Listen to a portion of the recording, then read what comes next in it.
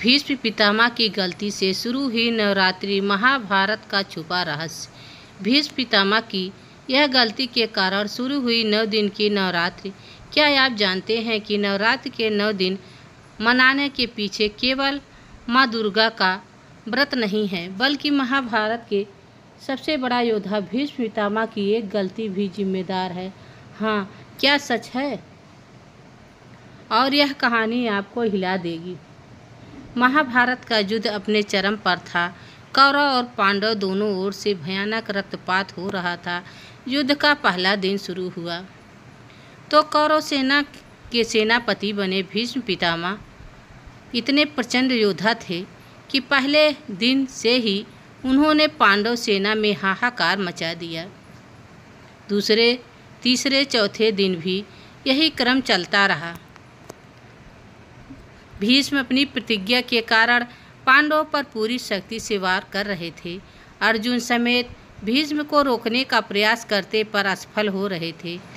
5वें दिन भीषण युद्ध हुआ। भीष्म के सामने कोई टिक नहीं पा रहा था। द्रौपदी के 5 पुत्र अभिमन्यु तक भीष्म के सामने टिक नहीं सके। पांडव धीरे धीरे टूटने लगे। युधिष्ठिर अत्यंत चिंतित थे। उन्होंने कृष्ण से कहा, मधुसूदन, जब तक पितामह युद्ध में हैं, हम जीत नहीं सकते। हमारे वीर योद्धा प्रतिदिन मारे जा रहे हैं। कोई उपाय बताइए। कृष्ण मुस्कुराए और बोले, युधिष्ठिर, भीष्म अजय हैं, लेकिन धर्म के बंधन में बंधे हुए हैं। उन्हें हराने के लिए शक्ति चाहिए, वह शक्ति जो स्वयं देवी दुर्गा से प्राप्त होती है। कृष्ण युधिष्ठिर को बताया कि विजय पाने के लिए शक्ति की उपासना करनी चाहिए। युधिष्ठिर ने कृष्ण से पूजा का विधान पूछा। कृष्ण बोले, विजय प्राप्त करने के लिए तुम्हें 9 दिनों तक दुर्गा माँ की साधना करनी होगी, तभी तुम्हें वह शक्ति मिलेगी जिससे भीष्म को हराया जा सकेगा। तभी से पांडवों ने युद्ध भूमि में ही दुर्गा की उपासना शुरू कर दी। 9 दिन की आराधना करने के बाद माँ दुर्गा प्रकट हुई और आशीर्वाद दिया। हे पांडवों, आप विजय तुम्हारी होगी। कहते हैं कि इस साधना से ही नवरात्र के 9 दिन पूजन की परंपरा की शुरुआत हुई। 9वीं के दिन पांडवों को विजय का आशीर्वाद मिला और उसी दिन कृष्ण ने युधिष्ठिर से भीष्म को परास्त करने का तरीका बताया। लेकिन यह भीष्म पितामह की वही गलती थी कि उन्होंने पांडवों पर अपनी पूरी शक्ति का प्रयोग किया और युद्ध को अनावश्यक रूप से लंबा खींचा। पांडवों ने माँ दुर्गा की 9 दिन तक साधना की और विजय का आशीर्वाद पाया, लेकिन कहानी नहीं पूरी होती। असली मोड़ तब आया जब अर्जुन को अपने सबसे प्रिय पितामह के ऊपर बाण चलाना पड़ा। 10वें दिन युद्ध का दृश्य कुछ अलग था।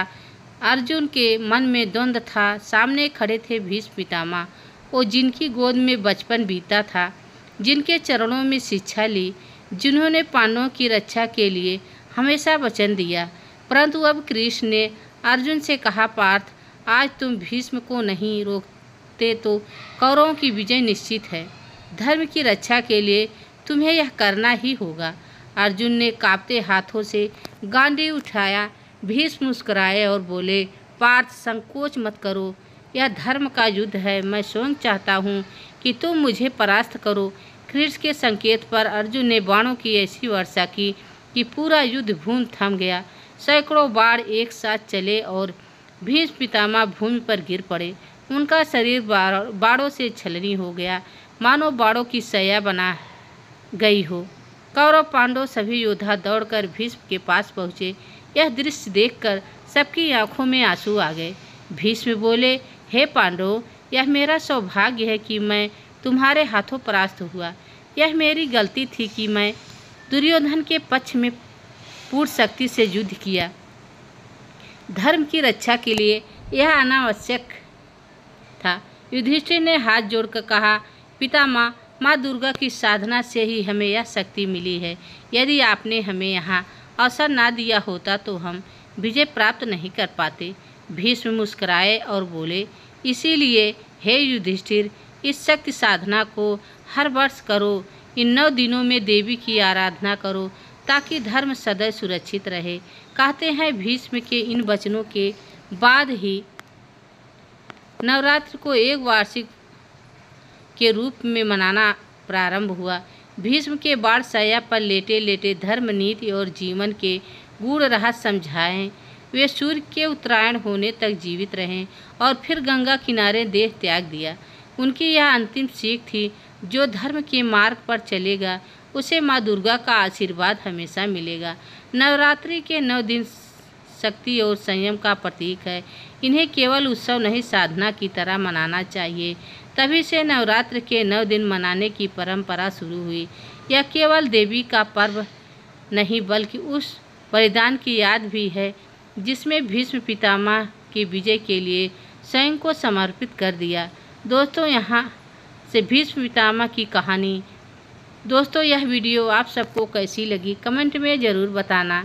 चैनल पर नए हो तो लाइक सब्सक्राइब ज़रूर करना। तब तक के लिए राधे राधे, जय श्री कृष्ण, धन्यवाद।